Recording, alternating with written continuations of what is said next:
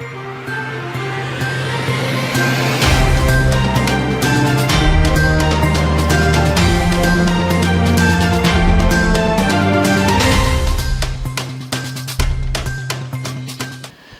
से बचाव के लिए आप भी अपनाइए ये 3 उपाय। 2 गज दूरी का पालन करें, मास्क और सैनिटाइजर का प्रयोग अवश्य करें, अपने हाथ और मुंह को हमेशा साफ रखें। जीवन की महत्वपूर्ण टैगलाइन के साथ आपका स्वागत है। आप देख रहे हैं बस्तर की बात और मैं हूं गायत्री आचार्य। आगे बढ़ने से पहले एक नजर आज के मुख्य समाचारों पर। 3 दिवसीय बस्तर संभाग प्रवास पर पहुंचे ट्राइफेड प्रबंधक प्रवीण कृष्ण किया इमली और काजू प्रसंस्करण केंद्रों का अवलोकन। कोरोना संक्रमण ने कई क्षेत्रों में मचाई तबाही तो कहीं दिया नया जीवन दान। आश्रम और स्कूलों के बंद होने का लाभ लेकर स्कूली बच्चों को कर रहे संगठन से जोड़ने का प्रयास। कानून व्यवस्था कायम रखने हेतु हमेशा मुस्तैद। कोंडागांव पुलिस अधीक्षक सिद्धार्थ तिवारी साइकिल पर निकल पड़ते हैं ठंड भरी रातों में।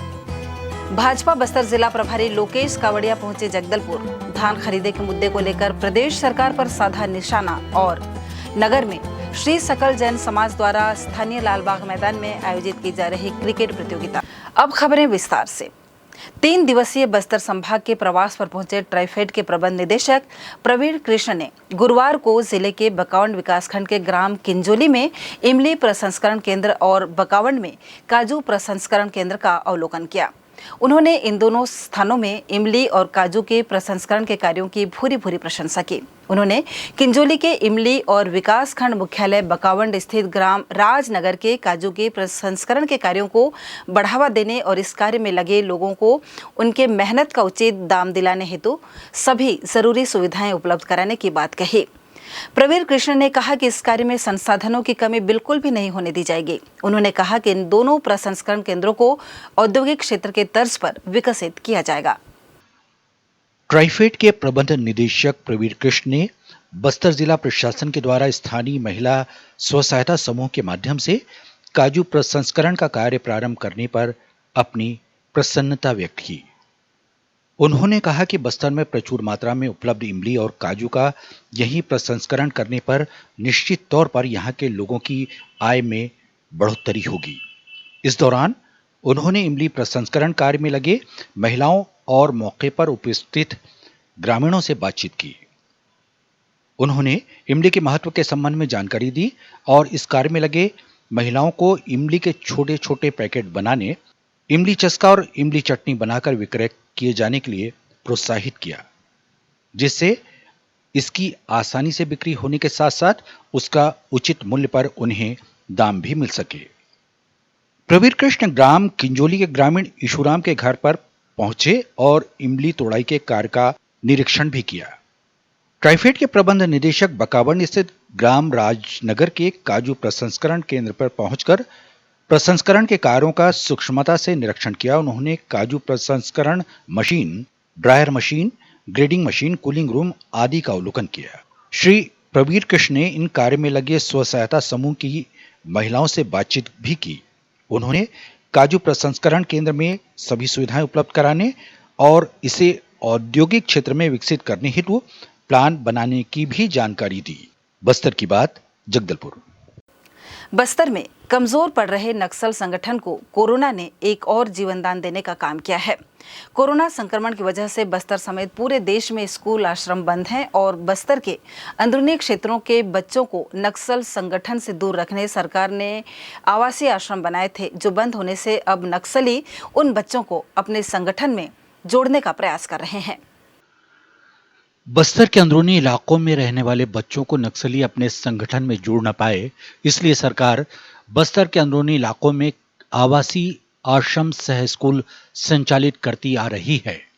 पर कोरोना संक्रमण को फैलने से रोकने पूरे देश में स्कूल और आश्रम बंद कर दिए गए। साथ ही आश्रम में रहने वाले बच्चों को भी उनके घर वापस भेज दिया गया, जिसको लेकर औषधि बोर्ड के उपाध्यक्ष छबिंद्र कर्मा का कहना है कि अब नक्सली ऐसे बच्चों को अपने संगठन में जोड़ने का प्रयास कर रहे हैं जो कमजोर पड़ रहे संगठन के लिए जीवनदान की तरह है, क्योंकि बस्तर के सभी क्षेत्रों में पुलिस लगातार एंटी नक्सल ऑपरेशन चला रही है, जिसके दबाव में नक्सली लगातार आत्मसमर्पण कर रहे हैं और ग्रामीण भी अब नक्सलियों का साथ देने से बच रहे हैं।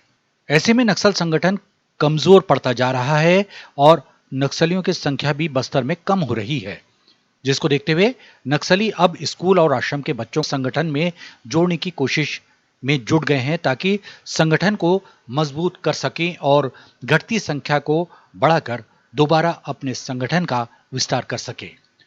वहीं बस्तर आईजी सुंदरराज पी का कहना है कि बस्तर में पुलिस विश्वास विकास सुरक्षा त्रिवेणी कार्य योजना चला रही है, जिसमें ग्रामीणों के बीच नक्सलियों का असली चेहरा उजागर हो चुका है। इसलिए आदिवासी युवा नक्सलियों को उनके मंसूबों में कामयाब नहीं होने देगी। इस संबंध में बस्तर आईजी सुंदरराज पी का कहना है कि बस्तर में पुलिस विश्वास विकास सुरक्षा त्रिवेणी कार्य योजना चला रही है, जिससे ग्रामीणों के बीच नक्सलियों का असली चेहरा उजागर हो चुका है। इसलिए आदिवासी युवा नक्सलियों को उनके मंसूबों में कामयाब नहीं होने देगी। इस संबंध में बस्तर आईजी पी सुंदरराज ने बताया, विगत कई वर्षों से माओवादी द्वारा बस्तर इलाके में जनता को दिग्भ्रमित जानकारी देते हुए उनका गुमराह करके शासन प्रशासन सुरक्षा बल के विरुद्ध खड़े करने के लिए एक साजिश के तहत कार्रवाई करते आया। लेकिन धीरे धीरे आम जनता को नक्सल का एक असली चेहरा है, जो विकास विरोधी जन विरोधी और आदिवासी विरोधी, ये चेहरा को देख लिया, जान लिया, समझ लिया। इसलिए हाल फिलहाल में नक्सल संगठनों को किसी प्रकार का आम जनता से कोई समर्थन नहीं मिल रहा, कोई सहयोग नहीं मिल रहा है। और हम लोग एक त्रिवेणी कार्य योजना थे, विश्वास विकास सुरक्षा, इस कार्य योजना का मुख्य टारगेट भी ये थे, जनता को सही बात क्या गलत बात क्या इसको सही जानकारी उन तक पहुंचाने के लिए हम लोग विभिन्न प्रकार के कम्युनिटी आउटरीच प्रोग्राम्स के माध्यम से लगातार जनता तक हम लोग पहुंचा है। उनके बीच में बैठकर उनका पूरा जानकारी उपलब्ध करवाई थी। इसी से काफ़ी हम लोग सकारात्मक परिवर्तन देखने मिला और जनता का विश्वास सुरक्षा बल प्रशासन शासन के प्रति बढ़ते हुए देखने मिला। और हमको पूरा उम्मीद है जैसा नक्सल के इस प्रकार के जो साजिश है, खासतौर पर युवा वर्ग को अपना और अग्रेषित करने के लिए उनका कोशिश है, वो बिल्कुल सफल नहीं होगा। जनता देख ले समझ ले, विशेष तौर पर युवा वर्ग है, नक्सलेट के जो इस प्रकार का साजिश में नहीं फंसेगा। और हमको पूरा आशा है बहुत जल्दी इन क्षेत्र में नक्सल समस्या का समाधान मिलेगा। औषधि बोर्ड उपाध्यक्ष कांग्रेस नेता छविंद्र कर्मा ने कहा, जब से लॉकडाउन लगा है, हमारे यहाँ जितने भी इंटीरियर के जो स्कूली बच्चे हैं वो हॉस्टलों से चले गए घर। आज उनके जाने के बाद वो लगातार आज नक्सलियों के टच में। आज मेरी जो जानकारी है, मेरी जानकारी के अनुसार मैंने ये देखा कि जितने जो इनके नए कैडर तैयार हो रहे नस्लियों के, उसमें यंग जनरेशन मतलब 18 साल से 30 साल की उम्र के मतलब बड़ी पॉजिटिव नस्ली लगातार तैयार कर रहे हैं। और अभी बीच में एक जानकारी भी आया कि नक्सली जो है इनको 10-10 की मतलब 100-100 की टुकड़ियों में बांट दिया गया है और मरो या मारो की स्थिति में आ गए। बस्तर में फैले नक्सलवाद और नक्सलियों की रणनीतियों को लंबे समय से देख वरिष्ठ जानकार मनीष गुप्ता का कहना है कि सरकार को जल्द ही अब अंदरूनी इलाकों के आश्रमों का संचालन शुरू कर देना चाहिए, क्योंकि नक्सली पहले से ही बाल संगम के रूप में ग्रामीण बच्चों से अपने काम करवाते आए हैं। लेकिन सरकार के आवासीय आश्रम और स्कूलों के चलते नक्सलियों का बाल संगम संगठन कमजोर पड़ रहा था, पर अब दोबारा नक्सली स्कूली बच्चों को जोड़कर उसे मजबूत बनाने की तैयारी कर रहे हैं। ऐसे में स्कूल आश्रम शुरू होने से बच्चों की ऐसी गतिविधियां कम होगी और कमजोर पड़ रहे संगठन को मजबूती देने का नक्सलियों का प्रयास विफल होगा। नहीं तो बस्तर के अंदरूनी क्षेत्रों की स्थिति और ज्यादा खराब हो सकती है। इस संबंध में वरिष्ठ जानकार मनीष गुप्ता ने कहा, देखिए, नक्सलवाद से निराकरण के लिए या नक्सल उन्मूलन के लिए जो है शिक्षा एक बहुत बड़ा हथियार है। शिक्षा इसलिए ज़्यादा ज़रूरी है क्योंकि जब तक बच्चे शिक्षित नहीं होंगे तब तक वो अपने अधिकारों को नहीं समझेंगे, अपना भला बुरा नहीं समझेंगे। जो रही बात नक्सलवाद की, तो नक्सलवाद जो है वो लगातार नक्सली अंदरूनी इलाकों में बच्चों को टारगेट करते रहे हैं। बाल संगम से लेकर के दलम, एरिया कमेटी और जो ऊपर के इनके जो संगठन हैं, चाहे चेतना नाट्य मंडली हो या इनके ग्राम रक्षा दलम रहे हों या इनकी जो मोबाइल वारफेयर की टेक्निक हो, कहीं ना कहीं वो छात्रों को हमेशा निशाना बनाते रहे हैं। अभी हाल के दिनों में जो कोरोना काल आया, इसने पूरे देश नहीं पूरे विश्व की व्यवस्था को छिन्न भिन्न किया। उसमें बस्तर भी बुरी तरह प्रभावित हुआ है। स्कूल कॉलेजेस बंद हैं। स्कूल में अंदरूनी इलाकों में जो स्कूल खोले गए थे जहाँ पे बच्चे जाते थे, लेकिन अब कोरोना के भय की वजह से, कोरोना के दहशत के चलते वो स्कूल खुल नहीं पा रहे हैं। तो उन इलाकों में जो बच्चे हैं, अब धीरे धीरे कोरोना का प्रभाव तो कम हो रहा है, तो वो जो बच्चे हैं वो इसका लाभ उठा करके अब अपने घरों के बाहर निकल रहे हैं। अब सोशल डिस्टेंसिंग भी का पालन नहीं हो पा रहा है, मास्क भी नहीं लगा रहे हैं। लोग रोज़मर्रा की आवश्यकताओं की पूर्ति के लिए लोग खुलेआम जो है आना जाना कर रहे हैं, और इसके चलते माओवादी इसका असर सीधा फ़ायदा भी उठा रहे हैं। जो अंदरूनी इलाकों में खबरें आ रही हैं कि नक्सली जो है ना लगातार बैठकें ले रहे हैं, और इन बैठकों में इन्हीं युवाओं को, चूँकि अब ये स्कूल जा नहीं रहे हैं, शासन स्कूल खोल नहीं रहा है, मतलब कहीं ना कहीं कोरोना की जो गाइडलाइन है उसकी वजह से अब ये बच्चे मतलब जो खबरें आ रही हैं अंदरूनी इलाकों से, वो बहुत चिंताजनक है कि अब ये बच्चे जो है बाहर निकल करके माओवादियों की बैठकों में शामिल हो रहे हैं और माओवाद का पाठ पढ़ रहे हैं। अगर ये इसको रोका नहीं गया तो ये आने वाले दिनों में नक्सल उन्मूलन के लिए किए जा रहे प्रयासों के लिए एक बहुत बड़ा झटका साबित हो सकता है। और अब ऐसा लगता है कि सरकार को भी इस दिशा में सोचना चाहिए, खासकर उन इलाकों में जो इलाके नक्सल प्रभावित हैं। उन इलाकों के बच्चे जो बाहर निकल रहे हैं उनके लिए या तो आवासीय विद्यालय खोल दे, या उनके हॉस्टल और दूसरी व्यवस्थाएं कर दे, पर्याप्त सुरक्षा के उपाय करें, सैनिटाइजेशन और सोशल डिस्टेंसिंग के उपयोग के साथ साथ जो है वो शालाओं का संचालन करें, ताकि बच्चे इंगेज हो सकें। और बच्चे अगर पढ़ाई लिखाई के काम में लगेंगे तो दूसरी चीज़ों में उनका ध्यान नहीं जाएगा। वैसे भी शासन ने अभी जो डिजिटलाइजेशन किया है, जो ऑनलाइन क्लासेस चल रही हैं, मोहल्ला कक्षाएं चला रहे हैं, मोहल्ला कक्षाओं में भी उसी टाइप के बच्चे आ रहे हैं। तो भाई जब मोहल्ला कक्षाओं में बच्चे आ रहे हैं, वहाँ पर भी जब कोई इस प्रकार का प्रतिकूल प्रभाव दिख नहीं रहा है, तो ऐसे में शासन को आवासीय विद्यालय खोलने से परहेज क्यों? मुझे लगता है अब शासन को इस दिशा में प्रयास करना चाहिए, ताकि प्रभावित इलाकों के बच्चे स्कूलों से जुड़ें और दूसरी गतिविधियों में उनका मोह भंग हो। कोंडागांव में कानून व्यवस्था और शांति बनाए रखने पुलिस अधीक्षक सिद्धार्थ तिवारी अक्सर स्वयं अकेले ही साइकिल से नगर भ्रमण पर निकल जाते हैं। बीती रात 10 बजे वे साइकिल में सवार होकर शहर का जायजा लेने निकल पड़े। इस दौरान उन्होंने बाजार पारा चिखलपुटी मुख्य मार्ग में गश्त करते हुए लगभग 10 किलोमीटर का भ्रमण किया। उनका मानना है कि शहर में कानून व्यवस्था कायम रखने वे हर मुमकिन कोशिश करते रहते हैं। उन्होंने लोगों से अपील भी की है कि जिले में कानून व्यवस्था और शांति बनाए रखने में पुलिस का सहयोग करें। ऐसा बहुत कम देखा गया है कि कोई आईपीएस अफसर साइकिल से भ्रमण करे। जी हाँ, कोंडागांव पुलिस अधीक्षक सिद्धार्थ तिवारी साइकिल से निकलते हैं तो लोगों के मन में सुरक्षा को लेकर खाकी पर विश्वास बढ़ जाता है। जो लोग खाकी से दूर रहना पसंद करते हैं वे अब अपनी समस्या लेकर खाकी के पास बेहिचक पहुंच जाते हैं। पुलिस भी उनकी समस्या सुनकर तुरंत ही एक्शन मोड पर आ जाती है। कोंडागांव पुलिस अधीक्षक सिद्धार्थ तिवारी ने लोगों का दिल जीत लिया है। इस संबंध में पुलिस अधीक्षक सिद्धार्थ तिवारी का क्या कहना है, आइए सुनते हैं। कुछ लोगों ने हमसे शिकायत करी थी कि शहर के अंदर कुछ स्थान ऐसे हैं जहां पर लड़के शराब पीते हैं और उससे हुड़दंग की स्थिति निर्मित होती है। इसी को चेक करने के लिए आज मैंने खुद गश्त की, अपने स्टाफ को भी निर्देशित किया है और इस तरह की गश्त लगातार कोंडागांव पुलिस के द्वारा जारी रहेगी।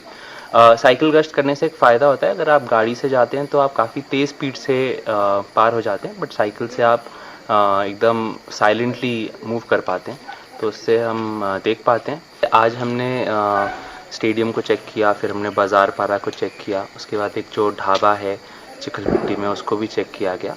वहाँ पर ऐसे कुछ भी अवैध नहीं पाया गया।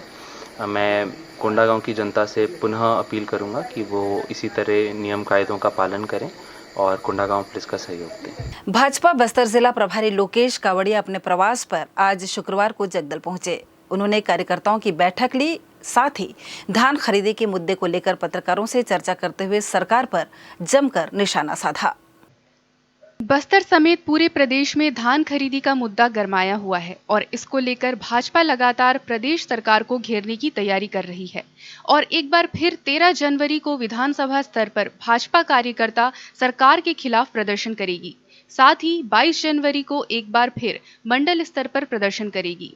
कावड़िया ने कहा कि प्रदेश सरकार अपनी जिम्मेदारियों का ठीकरा केंद्र सरकार पर फोड़ रही है, जबकि भूपेश सरकार की लापरवाही कहे या जानबूझकर किसानों को परेशान करने जरूरत के अनुसार बारदानों का ऑर्डर ही नहीं दिया गया तो बारदाने कहां से उपलब्ध होंगी। और अब बारदानों की कमी होने से किसान परेशान हो रहे हैं और सरकार किसानों को बारदाने खुद से खरीदने की बात कह रही है और उसके एवज में 15 रुपए देने निर्धारित किया है, जबकि किसान बाजार से 40 से 45 रुपए में बारदाने खरीद रहे हैं, जिसको लेकर किसान काफी परेशान है। साथ ही कहा कि सरकार ने 2 साल के कार्यकाल में सिर्फ जनता को भ्रमित किया है और धोखा दिया है। भाजपा प्रभारी लोकेश कावड़िया ने हमें बताया, राज्य सरकार का मामला है, केंद्र सरकार बारदाने के उसमें उनका कोई लेना देना नहीं है। तो ये व्यवस्थाएं कायदे से जैसे ही अगर आपका है तो पहले से बारदाना का, क्योंकि जानते हैं कि भाई बारदाना जो है वो बंगाल से आता है और उसकी व्यवस्था पहले से करना चाहिए। अगर उन्होंने पूरा ही नहीं किया और जितना ऑर्डर उन्होंने दिया था और उसकी में 1,15,000 गांठ जो है, 1,15,000 टन जो गांठ है, जिसमें एक एक गांठ के अंदर 500 बोरा होता है, उन्होंने ऑर्डर ही नहीं किया कि भाई उतना। मतलब इनकी मानसिकता जो है पहले से ही दूषित थी कि भाई अपने को ये धान जो है पूरा नहीं खरीदना, इस तरह से जो है टालते जाओ। और इसलिए क्या किया, छोटे किसानों का पहले ले लो ताकि बड़ा किसान बाद में कुछ बोल नहीं पाएगा। आंदोलन अभी तो 13 तारीख को हम धरना प्रदर्शन करेंगे, राज्यपाल के नाम का ज्ञापन देंगे और उसके बाद में 22 तारीख को जिला स्तरीय प्रदर्शन होगा, उसके लिए भी ज्ञापन बनेगा और आगे की कार्यवाही हम पार्टी सब मिल कर के बैठ के अलग अलग स्तर के ऊपर अपने जो है मंडलों में तो धरने प्रदर्शन हो ही चुके हैं, तो हम किसानों के साथ में हैं और किसानों के लिए हम पूरी तरह से उनके हित में जो भी होगा हम काम करने को तत्पर हैं। श्री सकल जैन समाज और जैन सोशल वेलफेयर एसोसिएशन द्वारा आयोजित गाय और स्वान सेवार्थ अहिंसा कप क्रिकेट प्रतियोगिता का आयोजन स्थानीय लाल बाग मैदान में हो रहा है। इसमें ओसवाल जैन समाज की 8 टीमें भाग ले रही हैं। 5 जनवरी से प्रतिदिन सुबह 6:30 बजे से 2 मैच खेले जा रहे हैं। प्रतियोगिता में भाग ले रहे टीमों के खिलाड़ियों का उत्साहवर्धन करने ओसवाल जैन समाज के वरिष्ठ जनों के साथ ही महिलाएं भी मैदान में पहुंच रही हैं और खिलाड़ियों का उत्साहवर्धन कर रही हैं, जिसके चलते सुबह से ही लालबाग मैदान में खेल के प्रति आकर्षण का माहौल नजर आ रहा है। ये प्रतियोगिता 15 जनवरी तक चलेगी। ब्रेक पर जाने से पहले हमारी और नगर निगम प्रशासन की एक अपील। जगदलपुर नगर निगम प्रशासन ने शहर के सभी व्यवसायियों से अपील की है कि यातायात व्यवस्था को सुचारू रूप से संचालित करने के लिए अपने दुकान के सामानों को व्यवस्थित रूप से रखें और अनावश्यक रोड को जाम न करें। साथ ही प्रतिबंधित प्लास्टिक का प्रयोग न करें और न ही दुकान के कचरे को रोड और नाली में फेंकें। कचरा डोर टू डोर वाहन में डालकर शहर को स्वच्छ रखने में मदद करें। यहाँ वक्त हो चला है एक छोटे से ब्रेक का और ब्रेक के बाद मिलते हैं अन्य खबरों के साथ।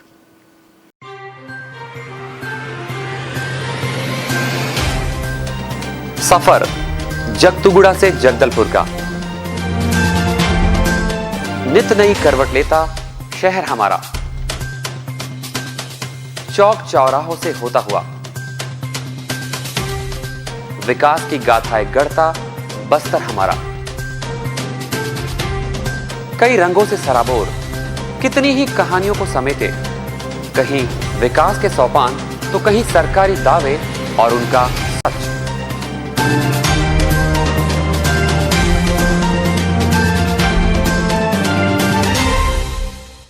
आतंक से दहलते जंगल, जमीन और जीवन, साहस और धैर्य से करवट लेती जिंदगी, राजनीति की चौसर के जाने अनजाने दांव, व्यवस्था की खूबी, कमी और खामी, खूबसूरत नजारे। अब होगी हर बात हमारे साथ, बस्तर की बात, ब्रेक के बाद आपका स्वागत है। आइए बढ़ते हैं बस्तर की बात में। ट्राइफेड के प्रबंध निदेशक प्रवीर कृष्ण ने जिला कार्यालय के प्रेरणा सभा कक्ष में वनोपज आधारित विकास हेतु संभाग स्तरीय बैठक को संबोधित करते हुए कहा कि वन उत्पाद आदिवासी संस्कृति में आजीविका का प्रमुख साधन है। इन वन उत्पादों के बेहतर मार्केटिंग, पैकेजिंग, ब्रांडिंग और विक्रय केंद्रों का विकास पर जोर दिए जाने की आवश्यकता है।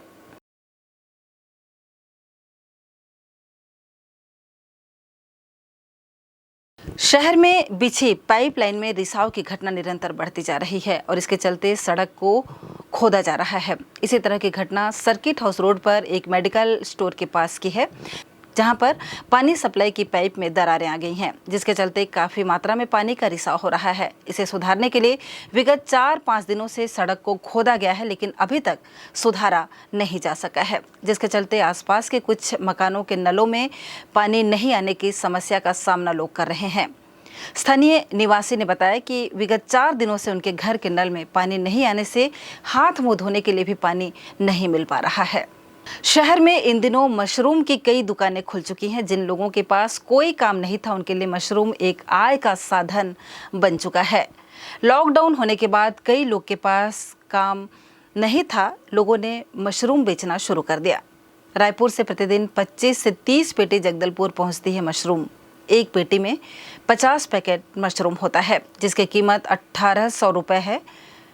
एक पेटी मशरूम बेचने से 2500 रुपये मिलते हैं, जिससे जगदलपुर के लोगों को अच्छी खासी कमाई हो जा रही है और उन्हें घर चलाने में भी आसानी हो रही है। शहर के सड़क के किनारे कई दुकानों में मशरूम बिकते नजर आ रहे हैं और बड़े शौक से लोग इसे खरीद कर खा भी रहे हैं।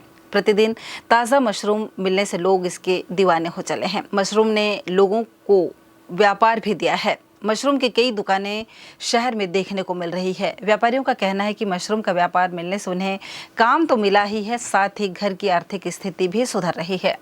मेरा नाम ललन भगत है, जगदलपुर बस्तर का रहने वाला हूँ। लॉकडाउन से पहले हमारे पास कुछ ज़्यादा काम नहीं थी। अभी मैं रायपुर से मशरूम मंगाता हूँ और ख़ुद भी बेचता हूँ और कुछ लोगों को देता हुई उनका भी रोज़गार चालू है। इससे मेरी रोज़ की आमदनी 300-400 रुपये हो जाती है और इनका स्वाद भी अच्छा है और लोग इसको खाते भी बहुत चाव से। मैं लगभग 3-4 पेटी बेच देता हूँ तो होलसेल रेट में मुझे 50-60 रुपये मिलता है। चिल्लर में ठीक 300-400 रुपये आमदनी हो जाती है इसमें। कोरोना संक्रमण काल की वजह से लंबे इंतजार के बाद शुक्रवार को बस्तर विकास प्राधिकरण की बैठक हुई। इस बैठक में अध्यक्ष लखेश्वर बघेल समेत बस्तर के सभी विधायक, सांसद समेत 7 जिलों के कलेक्टर और एसपी शामिल हुए। इस बैठक में नए कार्यों की घोषणा नहीं हुई और पिछले बैठक के विकास कार्यों की ही समीक्षा की गई। बस्तर विकास प्राधिकरण की बैठक कोरोना की वजह से लंबे समय के बाद हुई और उन कार्यों को लेकर समीक्षा की गई जो कोरोना काल की वजह से नहीं हो पाए थे। प्राधिकरण अध्यक्ष लखेश्वर बघेल ने बताया कि इस बैठक में मुख्य चर्चा का विषय शिक्षा, स्वास्थ्य और रोजगार रहा। उन्होंने कहा कि कोरोना की वजह से कई कार्य लंबित पड़े हैं, जिसमें नए शिक्षकों और स्वास्थ्य कर्मियों की भर्ती शामिल है, जिसको लेकर चर्चा हुई और जल्द ही नए पदों पर भर्ती करने की रूपरेखा तैयार करने के निर्देश दिए गए।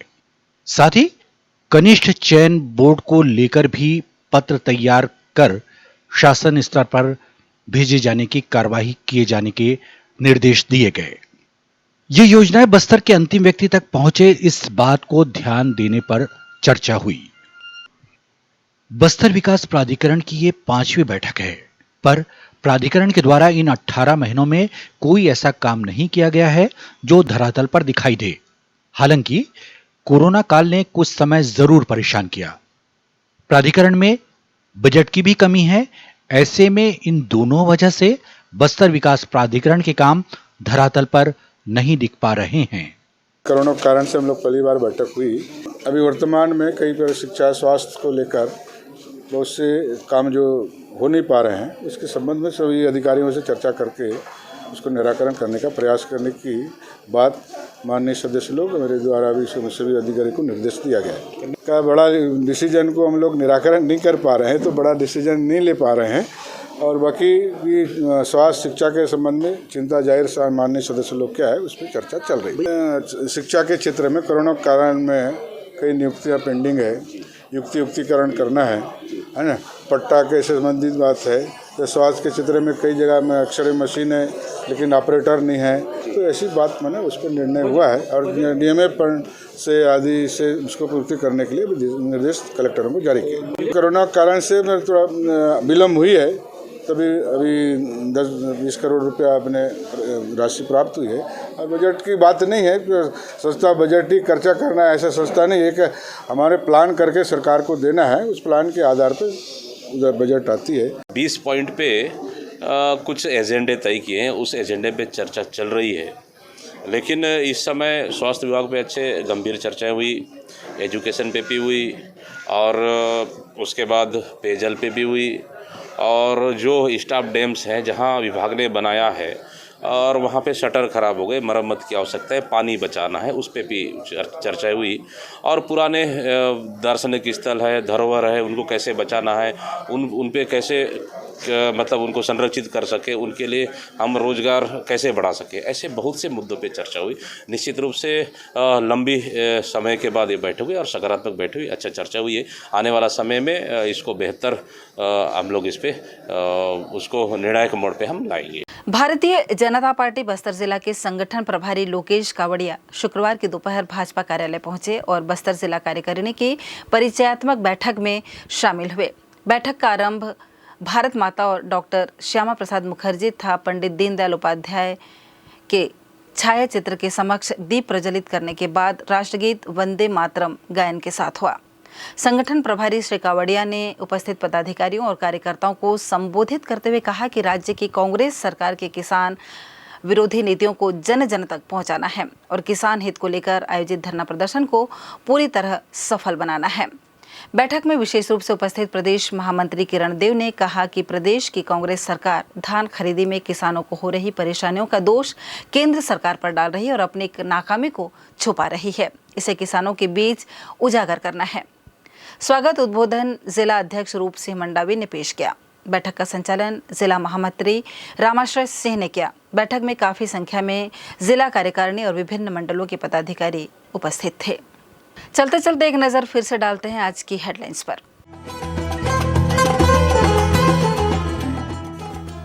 3 दिवसीय बस्तर संभाग प्रवास पर पहुंचे ट्राइफेड प्रबंधक प्रवीण कृष्ण किया इमली और काजू प्रसंस्करण केंद्रों का अवलोकन। कोरोना संक्रमण ने कई क्षेत्रों में मचाई तबाही तो कहीं दिया नया जीवन दान। आश्रम और स्कूलों के बंद होने का लाभ लेकर स्कूली बच्चों को कर रहे संगठन से जोड़ने का प्रयास। कानून व्यवस्था कायम रखने हेतु हमेशा मुस्तैद कोंडागांव पुलिस अधीक्षक सिद्धार्थ तिवारी साइकिल पर निकल पड़ते हैं ठंड भरी रातों में। भाजपा बस्तर जिला प्रभारी लोकेश कावड़िया पहुंचे जगदलपुर। धान खरीदे के मुद्दे को लेकर प्रदेश सरकार पर साधा निशाना। और नगर में श्री सकल जैन समाज द्वारा स्थानीय लालबाग मैदान में आयोजित की जा रही क्रिकेट प्रतियोगिता। बस्तर की बात में आज सिर्फ इतना ही। कल आपसे फिर मुलाकात होगी कुछ अन्य खबरों के साथ। तब तक के लिए हमें दीजिए इजाजत। नमस्कार।